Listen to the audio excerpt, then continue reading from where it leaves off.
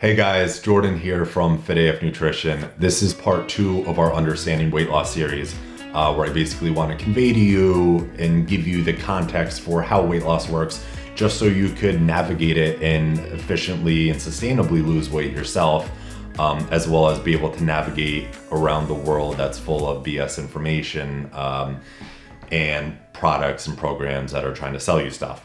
This video is going to be probably the most important video because I'm going to explain what causes your body to gain weight, what causes your body to lose weight, or what causes your body to stay the same.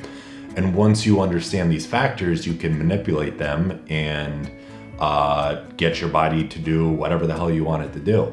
We're talking about calories in versus calories out. When your caloric intake is less than your caloric expenditure, you lose weight. When your caloric intake is higher than your caloric expenditure, you gain weight. But what makes up calories in and what makes up calories out? Not everything you eat gets absorbed. It ends up being about 90 to 95% of the food we eat actually gets absorbed. So calories in is the food we eat minus what doesn't get absorbed. Calories out is comprised of 4 things.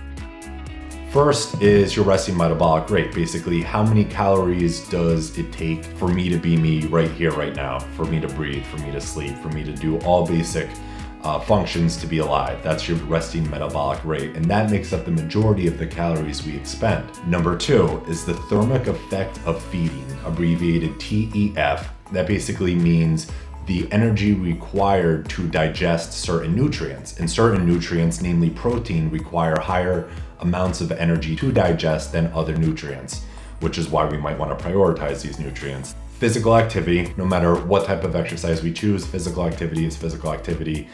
It burns calories, some more than others. And lastly, we have NEAT, and that stands for non-exercise activity thermogenesis. So that's kind of the in-between of a resting metabolic rate and physical activity. We have this area where I'm waving my arm around, or we're walking to the grocery store, or we're walking down the street. It's not physical activity. We're not at rest. We're burning calories through small amounts of activity. This is why they might advocate to take the stairs as opposed to the elevator. Calories in is the calories we eat subtracted by what doesn't get absorbed, and calories out is resting metabolic rate, thermic effect of feeding, physical activity, and NEAT. And again, when calories in is higher than calories out, we gain weight. When calories in is less than the calories we expend, we lose weight. When they're about the same, we stay the same. This equation is relatively straightforward. However, both sides of the equation are not mutually exclusive. When you start to decrease calories in, it affects the calories outside of the equation. Your resting metabolic rate goes down. So as you decrease your caloric intake, your resting metabolic rate, how much energy you expend at rest, actually decreases to make up for the fact that your body senses a decrease in calories. This is in an effort for your body to maintain homeostasis. Your NEAT decreases. You may not be aware of it, but when you're in a calorie deficit, you don't fidget as much. You don't move around as much. You will opt more often than not to take the elevator as opposed to the stairs. Now, some of these things we could be conscious of, but a lot of things are not. And the fidgeting we do throughout the day, all these little movements add up to calories out. And it is your body's way of basically saying, hey, we're in a deficit here. We're going to be as efficient as possible. When your body senses a caloric deficit, it begins to turn the metabolic lights off. And what I mean by that is certain metabolic processes that are not vital for living get shut off. An example is when women stop menstruating or men's testosterone production goes down. These are not life essential activities that the body could easily shut down to save energy in the presence of a caloric deficit. Another example of how being in a caloric deficit decreases your caloric expenditure is that once you start to lose weight, you weigh less.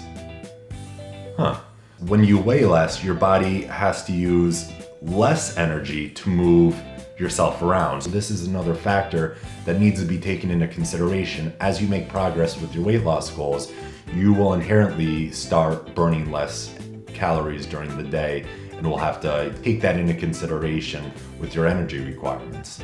All right, so in summary, Calories in is composed of the calories you eat subtracted with what doesn't get absorbed. Calories out is made up of 4 factors: your resting metabolic rate, the thermic effect of eating, physical activity, and non-exercise activity thermogenesis. In the next video, I'm going to explain to you how to manipulate each of those variables to get your body to do what you want it to do. Whether you want to lose weight, whether you want to gain weight, whether you want to lose weight quickly, whether you want to lose weight at a more moderate pace. There's ways to manipulate each variable that are relatively easy. The more specific we are in manipulating each variable, the more successful we're going to be. And as confusing as it sounds, it is so simple. So stay tuned for the next video, and I will see you guys soon.